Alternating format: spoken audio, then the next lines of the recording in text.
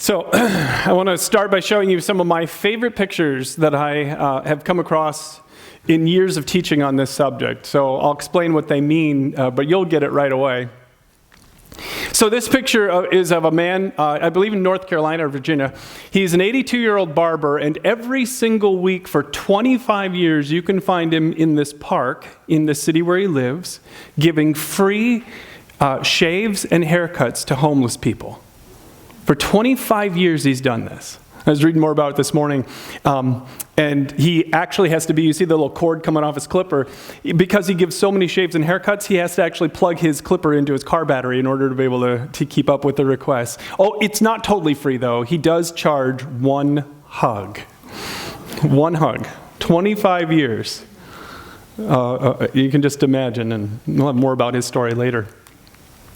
This little boy won a significant amount of money in a city-wide raffle that they were doing.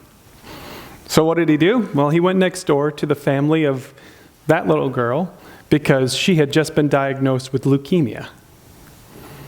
And so he donated all of his prize winnings to this little girl's family to help him with the medical expenses. Isn't that amazing? Then I read the story of a rugby player in Ireland named Brian O'Driscoll, and he's like their Aaron Rodgers in their sport. Okay, super famous, really, really successful rugby player in Ireland. And Brian O'Driscoll found out that this little girl just loved him, but she was like his super fan, and he found out that she was in the hospital. So he traveled to the hospital to visit her, and look at this. Look at that smile. Isn't that awesome? That is just amazing, isn't it? But my favorite picture of all of these, I mean, I love them all, but one of my favorite pictures, I remember the first time I saw this, it was a man who was traveling in Puerto Rico. I don't know if he was there on vacation or business. I don't remember that detail anymore, but he saw a homeless girl who had no shoes, and some of you have seen this picture before. He took his shoes off and gave them to the girl, and look at her response. I mean, you could just see the emotion. I don't know if you've learned this yet. But one of the most important life lessons to learn is that if you want joy in your life, then you are going to have to pursue kindness. Because kindness and joy are directly connected, and you won't have one without the other. You won't have joy in this world without kindness. I was reading about that this last week, and there was an article, and the author was saying why so few Americans are joyful, and because of this connection with kindness, and he accurately pointed out that kindness isn't always easy. I mean, some acts of kindness are easy, right? Like holding a door for somebody, or smiling, or saying thank you, right? But most real kindness, like the ones in those pictures, it goes beyond. Every Wednesday, or every week for 25 years, giving shaves and haircuts to homeless people. That's a little bit more than just holding the door and smiling, right? He pointed out that kindness, really, to do it well, it takes time, takes your time. It's often inconvenient. I'm sure that it is not convenient to go every single week and give them haircuts. It takes focus, right? Because you have to be paying attention to what's happening around you. There are people in your life. Matter of fact, here's the sad thing to think about. There are people in our lives that we crossed paths with this last week that needed our kindness, and we didn't even notice it. Because we were all wrapped up in what we had to get done, right? It takes focus to really live our lives with our eyes open and thinking about others. And then it always costs something: time, money, energy, or effort. But it is so worth it. We've been in this series now, this is our second week in this one, called Great Joy. And I said that what I really want most for you in the holiday season is, and beyond, is I want you to experience joy. This unspeakable joy that the Bible writes about, that we actually sing about in our songs. Unspeakable joy. And you'll never know it apart from kindness. So what I want to show you today, and probably into next week as well, is I want to show you just how powerful kindness is in creating joy in all of us. So would you please open up your program, and inside you'll find these notes. I want to ask you to get your notes out and follow along as we go through this today. Welcome to those of you who are watching online. Glad that you're there today. Hope you have had a chance to get over to our website and grab these notes and follow along. So let's jump right in this. We're only going to cover a couple of these. First, we want to talk about this one. I want you to really lock in your mind that if you want happiness and joy, that it's going to be kindness that's going to get you there. It's so silly because the world that we live in is all about happiness, right? I'm not happy, I'm not happy, I'm not happy, I want to be happy. And we just don't make the connection that the way to get there is through kindness. We just don't understand that kindness is the way to joy. And by the way, I used to believe that happiness was different than joy, but I did a message on it about a year ago, and I learned that actually in the Bible they're the same. Happiness and joy you can use interchangeably in the Bible. So I only learned that about a year ago. So you can say kindness makes me joyful if you want. It's the same thing in the Bible. So here's the problem with all of this. We live in a world where we are lied to constantly, and the lies affect our ability to ever experience happiness. So here's the lies. Lie number one is that this world is all that there is. It is the number one lie. This world's all there is, and we hear it all the time. It's all about more here and now. It's all about this world. Tell me, you don't have to say anything. In your own mind, think about the last week, the last 7 days. How much time did you even spend thinking about what comes after your time on earth? That's eternal. That never ends. This, we all know, comes to an end. Where we are right now, right? You all know that, and it goes by fast.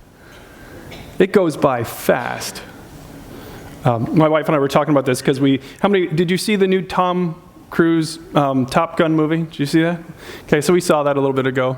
And it was amazing to think about, just a blip ago, I was watching the first one in the movie theater, and here we are, 25, 30 years later, I don't know how long, and there he is again. But he doesn't quite look exactly the same as he did back then, and that's life. It's just that you blink, and 25 years have gone, and 30 years have gone. This isn't all that there is. We're racing towards eternity. Second lie that the world says is if you get more, you will be happy. It is everywhere in our society. It's what we're constantly marketed to. If you can just have a little bit more, then you'll be happy. And if you just have a little bit more, you'll be happy. And so now as Americans, we have more possessions than any human being could ever even use. We store them in boxes and store them in the attic and store them in the basement. We buy storage centers so we can store them there too because we can't even keep up with all that we have. But are we happy? There's no place on the planet where they look at us as Americans and say, "Ugh, those Americans are so happy." They don't view us that way, and we don't view each other that way. We're not happy. It's a lie. And the biggest lie of all is that life is really about you. It's not. You and I were created by a loving God to fulfill His purposes in this world, not our own. And so when we believe these things, you look at the outcome of all these things, none of these things are controversial. It's what our world says. But you look at the outcome of it, we have rampant mental illness issues, addiction issues, skyrocketing alcoholism rates. That's a scary one. We are not content as a nation, and we do not. How many truly, think about this one, you don't have to say it again, but in your own mind, how many truly joyful people do you know? Truly joyful. It doesn't work. The lies that we believe don't make us joyful. And here's why. The Bible clearly teaches that a self-focused life they'll never know joy. Because that doesn't bring it. We don't know joy from being selfish. Matter of fact, the Bible has a very contrary view on this. Look at what it says. Since God chose you to be the holy people He loves, you must clothe yourselves. And he lists all these qualities, but look, I only put the first two up. Clothe yourselves with tender-hearted mercy and with kindness. So let me focus you on what I want you to see. You must clothe yourselves with kindness. So the imagery is that when people look at you, the thing that they see about you, more than anything else, is how kind you are. Because you've clothed yourself with it. Is that how people look at you? If people were asked to give a description of you, would the very first or second word be kind?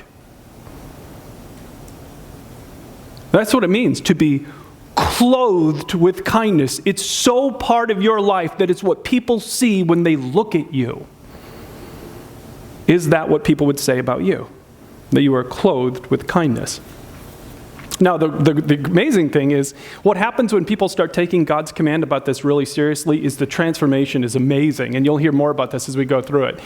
Do we know that the result of becoming a focused, kind person is that the stress levels in your life go down? How many of you would like less stress? Good news. You can have it starting this week, because it releases this chemical in your brain that reduces the stress levels in your body. And I can't explain all the science behind it, but I can read. It also reduces anxiety. It also reduces depression levels. And it's interesting. I want you to think about this. If you were here a couple of weeks ago when I spoke on gratitude, the very first message in this series on joy, gratitude does all those things too. Did you know that? Gratitude creates all of these positive effects in our bodies, just like kindness does. So again, that just plays with my mind. It's like God built our bodies to run best when we're very grateful and we're very kind. Wouldn't that be amazing if Christians were known as incredibly grateful and kind people? Wouldn't that be amazing? Wouldn't that just be amazing? It's what we're supposed to be known for. It's the way that our bodies are wired to work best, but that's not all. There's so many other mental effects. It triggers all the pleasure centers in our brain when you're kind. It actually is linked directly to our self-worth. And then there are some really interesting studies. Harvard did a study, Harvard Business School, and they wanted to know if it had the same effect around the world. So they studied people in 136 countries around the globe. And what they discovered is it works exactly the same. As a matter of fact, they called it a phrase, which I thought was really good. People who are kind in any country on the planet experience what they called psychological bliss. Is that what you have today? You say, I'm so blissful. It's like you have this intense, it's just what the Bible talks about, this unspeakable joy that isn't affected by what you're going through. Unspeakable joy. Other researchers at Oxford wanted to figure out, so here's the question. Is it that kindness makes us happy, or is that I'm happy, so therefore I'm kind? Which causes which? Does that make sense? So what they discovered is that kindness is what causes happiness and joy in human beings. So when they did their research and their studies, kindness creates happiness and joy. So it's not, in other words, what Americans think, once I'm happy, then I'll be more kind. No, you won't. It's the other way around. You want to be, if you will be more kind, you will be happier. It has a causal effect on happiness. And one research project where they studied the brain scans of 1,000 kind people saw the same chemical reactions in the body that you would see in somebody who is high on a drug. And so the researchers said, we get high on being kind. Human beings get high on being kind. I mean, that's why he charges one hug per haircut. Because there is a high. I love what he said. I was reading about him this week. He said, a hug lets someone know beyond all doubt that they matter. Isn't that beautiful?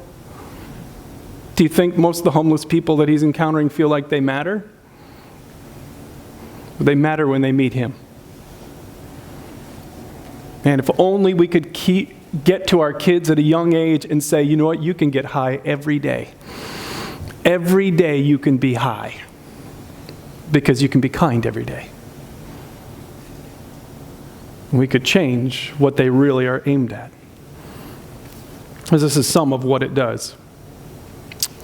In every way that we look at this, people get healthier when they're kind. So, as a matter of fact, did you know that your brain can't tell the difference between something you're experiencing and something you're remembering? I talked about this a couple of weeks ago with gratitude. Your brain can't tell the difference. So even remembering a moment where you were kind to others or witnessed great kindness triggers all those positive effects. So I want you to think about that. Think in your own life, what is like the greatest moment of kindness that you've either been a part of or witnessed? Think about that. Does something come to mind in your life? Where you saw kindness, maybe it was demonstrated to you, or you got to be a part of showing kindness to someone. This is the time of year when I think about one of my favorite kindness experiences of all time. I talk about it regularly, it's just because it's so meaningful to me. Years and years ago when my kids were all home, one of my daughters started hanging out with this girl her age, and she was over all the time. And it quickly became apparent that this girl was from a home where there was a lot of stuff that wasn't very good. Her dad was completely gone. She was often hungry, and so when she'd come to our house, we would often feed her. And we started to get to know the family a little bit, and just a single mom doing her best with this daughter and then 2 younger boys. And so we would drop the girl off after they were done playing at our house and saw where this woman lived. And I mean, poverty like you just can't imagine living with here in rural Wisconsin. And so as the holidays got closer, we came up with this idea to try and serve them for the holidays. And so we asked for a list, and we got other people involved in this, and we asked for a list. What would the mom want? And she was very reluctant. But we finally just said, we're going to guess. So it was like, you don't have a choice. And then what the daughter wanted and the boys. And of course, the boys were pretty young, and so it was awesome to see their list. And then all of us got involved. We pooled our resources, and we bought all these presents. And there are two images that I will never forget. We wrapped all those presents, put them in the van, drove to their apartment that day where they were staying, and opened that trunk. And I'll never forget that trunk completely full of presents. I will never forget that image. And then carried armloads in. And the other thing I will never forget is walking in through that apartment door, and it was the first time I'd actually been in the apartment and just seeing what I saw. But what I remember from being in there is the excitement of the little boys when they saw this complete stranger walking in with armload after armload after armload of presents for them. They were bouncing. They were so excited. I'll never forget that. What do you remember about kindness that you've been a part of? I can't tell you one thing I got that Christmas, not one thing. But I will never forget how I felt being able to be a part of kindness towards someone else, because kindness makes you happy. Now, the only other thing I want to draw your attention to today is point number 3, and I want to actually ask you to make a little change to it. So I was originally had to word it this way: kindness is great. I want you to score out is great, and I want you to change it to this: kindness really changes relationships. And this is what I want to show you. It doesn't just change us, which is the first point. It changes people around us.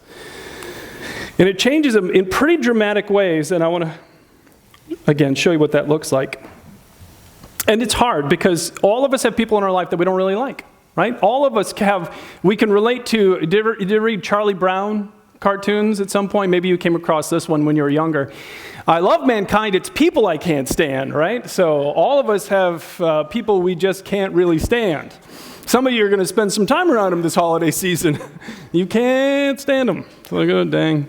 Got to be around them. Great. All right, so again, kindness changes people. Kindness changes people, and that's what I want you to think.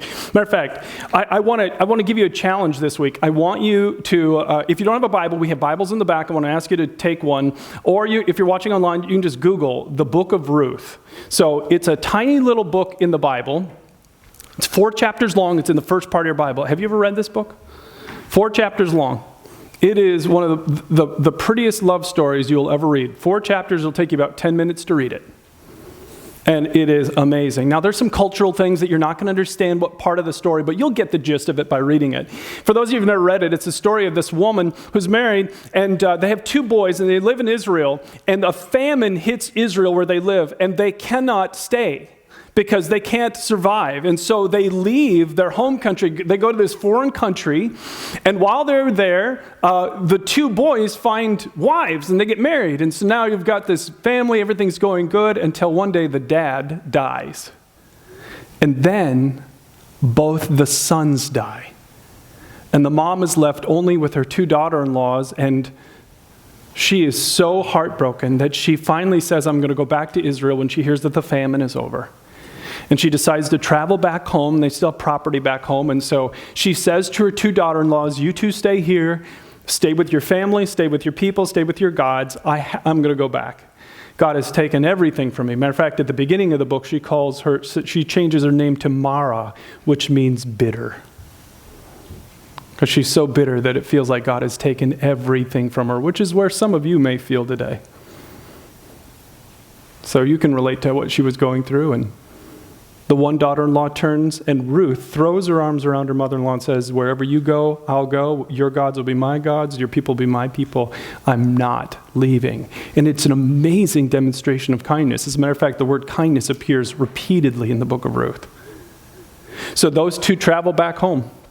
They get back to their property, but now they have nothing. There's no way for these two women in that male-dominated society to be okay. And so one of the practices that God had set up in the nation of Israel is that when it came time to harvest, and it was harvest time, God specifically told the people of Israel, when you're going through and harvesting and taking out the grain in a field, don't try and get it all. Leave some behind so the poor can come and eat, and foreigners can come and eat, and widows can come and eat. He literally said, this is part of my way to provide for people that have nothing. Don't you try and get it all. Americans, man, we'd really struggle with this one, but this was commanded by God. You leave some. You leave it for charity purposes, to show kindness. And so Ruth begins to go into the fields, and she begins to gather the leftover after the harvesters have gone through. And this was dangerous, because you never knew how people were going to treat you, because not everybody really cared about what God said. So they could be abused, you could be taken advantage of, especially a single woman, and yet she goes to this field, and the owner of the field sees her out there and says, who's that? And he finds out, and everyone in the community's heard about this woman named Ruth, who left behind her family, her nation, everything to stay with her mother-in-law and come back to Israel. And they all viewed her as a virtuous woman. And this guy thought she was attractive, but he was much older than her. And he thought, well, she's going to find some young man. She'll never want someone like me. But in that moment, he starts to show her incredible kindness. He says to all of his gatherers, he says, don't try and get all of it in front of her. Matter of fact, leave extra in her way. Matter of fact, then he starts changing. He's like, take some out and lay it on the ground so she can just come along and gather it. And he starts showing kindness. And then he says to her, don't go to any other fields, because you can't be safe in those other fields. You stay with me. My men are under orders to protect you, watch over you. So this beautiful story happens, and she says to him, she falls at his feet. She says, what have I ever done to deserve such, look at there, kindness? She said, I'm only a foreigner. And again, in that country 2,000 years ago, or more than 2,000 years ago, that was a bad thing. It was a bad thing. She was overwhelmed that this person of such importance, an Israelite, would show such amazing kindness to her. And the incredible part, if you read the story, it's beautiful. Kindness, like I said, you'll see it repeated in the book again and again. As kindness is shown, and kindness is showed, as kindness is showed, love begins to develop. And the amazing thing about our God is that he redeems pain. Our God redeems pain. You see it in the book of Ruth, because at the end, those two get married. I don't know, I'm giving away the ending, but it's beautiful anyway. They get married. They have a son. Their grandson is a little character in the Bible named King David.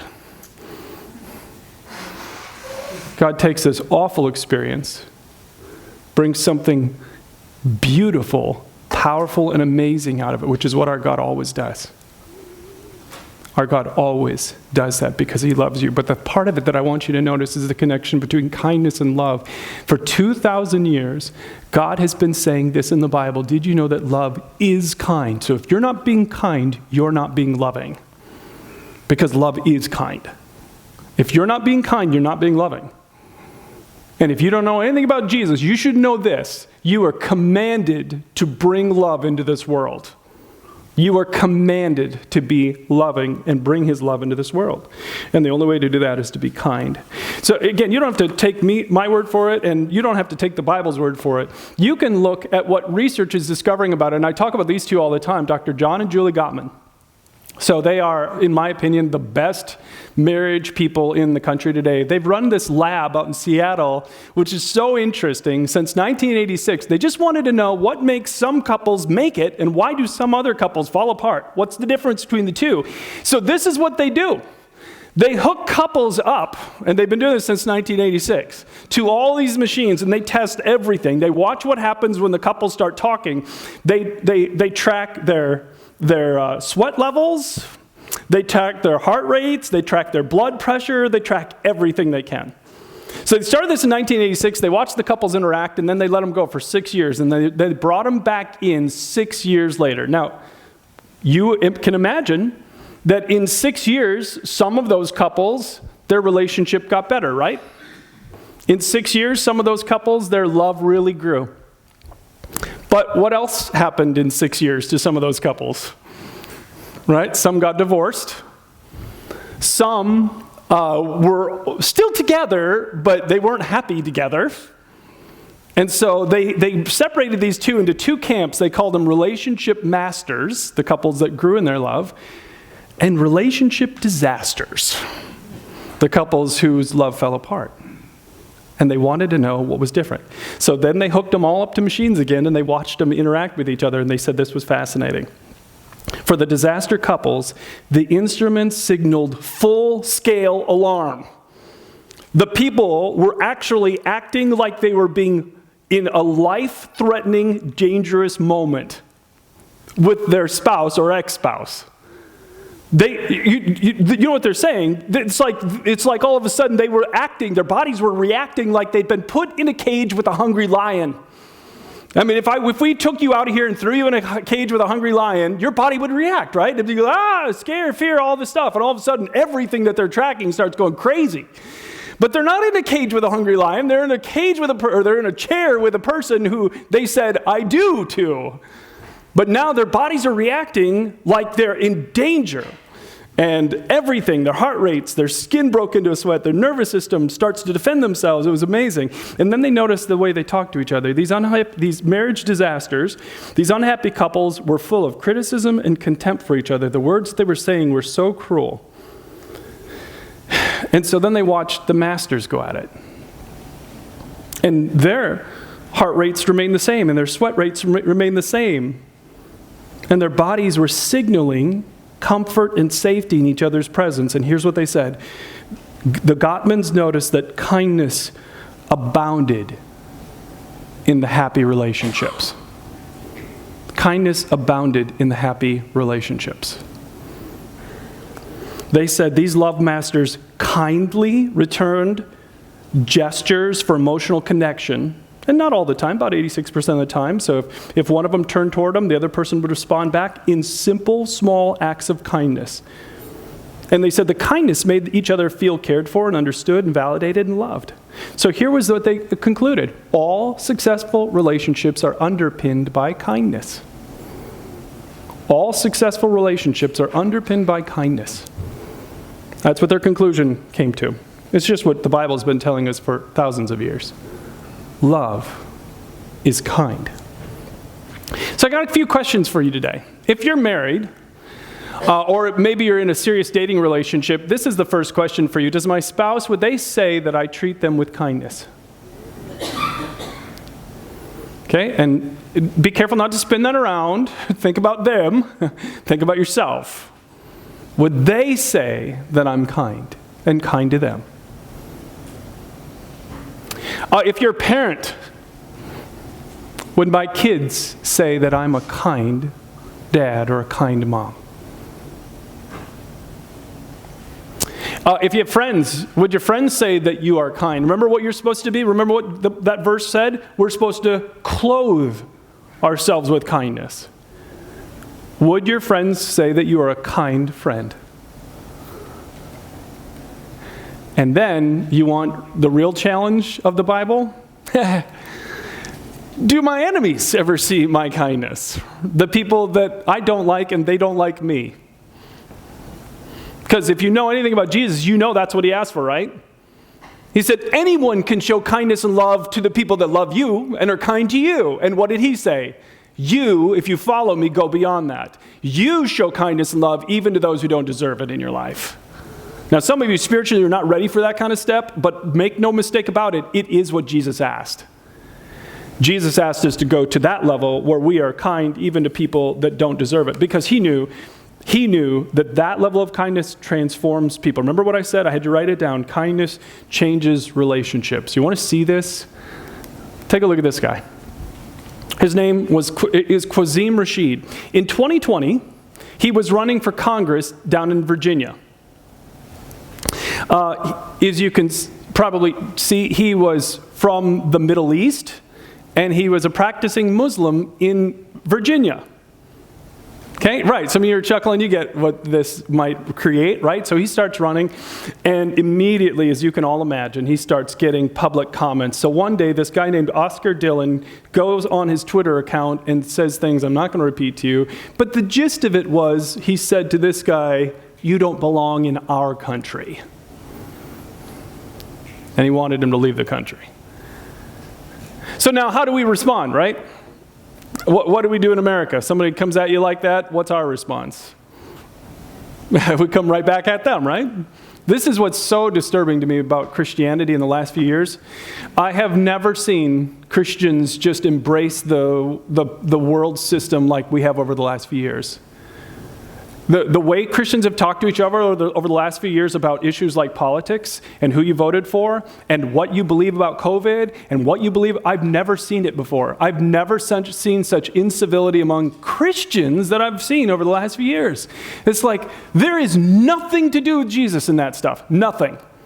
That is not okay if we follow Jesus. Kindness is always responsible. Matter of fact, if I was really saying to you, if you are heavily political, and you're on one side or the other, then one of your things should be, how can I show kindness to the people in the other party? I mean, that should be what you're thinking if you follow Jesus. How can I show, if that's your thing, and again, some of you, that is your thing, then you should be thinking that. How can I show kindness to them? So incredibly, instead of responding with hatred or vitriol like most people would, he started looking into this guy's Twitter account. Like I said, the guy's name was Oscar Dillon. So he got into his Twitter account and started reading. And Oscar, it turned out, was in a bad way. His wife had gone through some serious surgeries and had horrible medical complications. As a matter of fact, the bills were so bad, they had emptied out their retirement accounts. They had nothing left. And so this guy had started a GoFundMe page.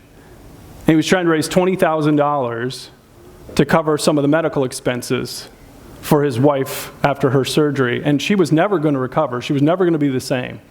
It was a permanent, debilitating thing, and so it wasn't going very well until him. He went on there, saw that, and he made a donation to Oscar Dillon's GoFundMe page. And then he went on his Twitter account where he has 290,000 followers. And he told them all what he had just done and asked all of them to go on to this guy's Twitter account, to his GoFundMe page, and give. And in a short time, I think it was 2 weeks, they raised over $22,000 for this guy who had just said these awful things to him. And as Oscar watched all of this happen and saw that fund just explode and knew that it was because of this guy and saw all of this changing, he called him. And he said, "Can we meet?" And they met at Oscar's house. And Oscar apologized for what he had said. He deleted the tweet.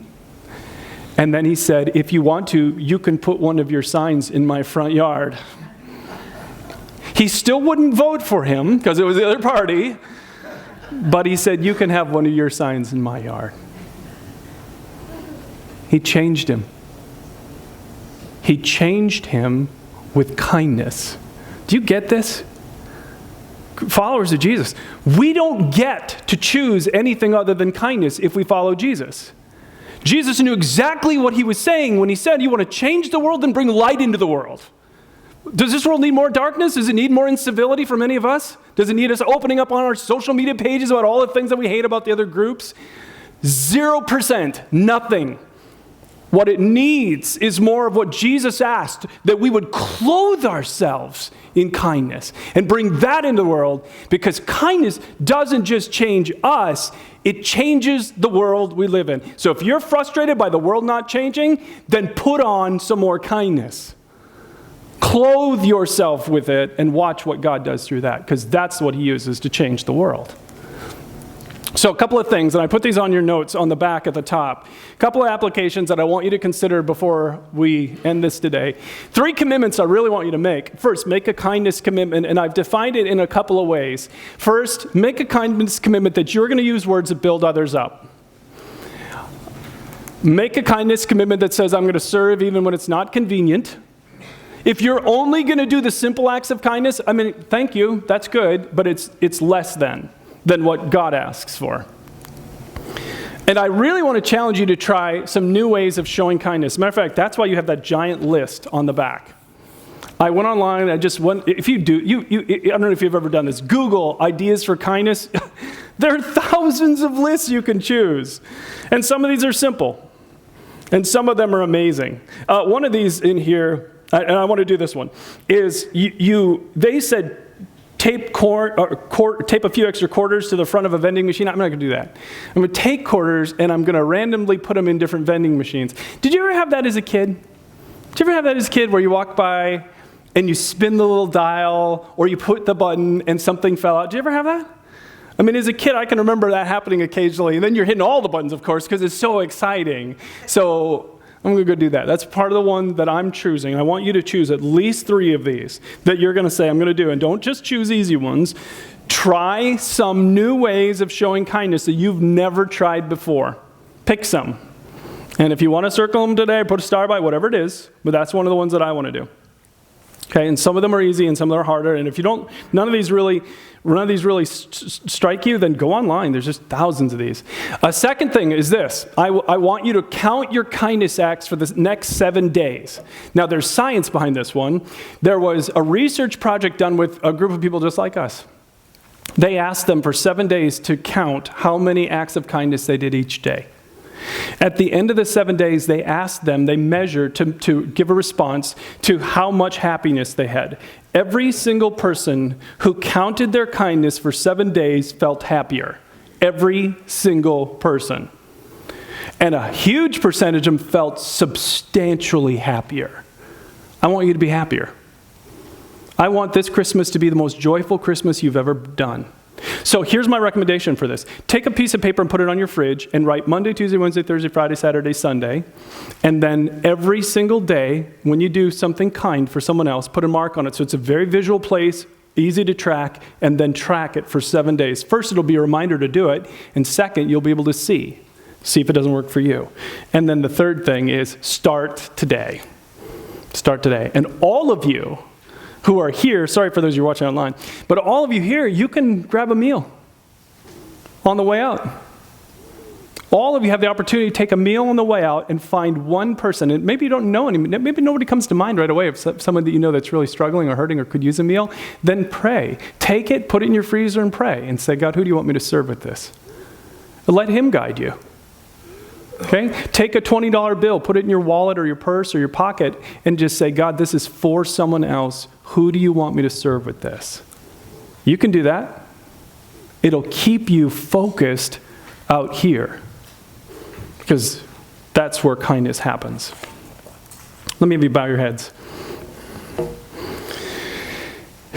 The part of this that I didn't get to talk to you about is it's the kindness of God that leads us to repentance, the Bible says in the book of Romans. The reason why kindness is so powerful is because this is the heart of God. He doesn't just love us with this passive love. He loves us with a love that moves him to kindness. The truth is, there's never been a moment in your life where he hasn't loved you, and he wants to shower his kindness on you. And it all begins with a simple step of faith when we surrender ourselves to him. A personal God entered this world 2,000 years ago, Jesus. He became one of us. God left his throne to become one of us. And then, incredibly, as the most amazing act of kindness the world has ever seen, God died for humanity, for all people, to pay the price in full for all the unloving things you and I have ever or ever will do.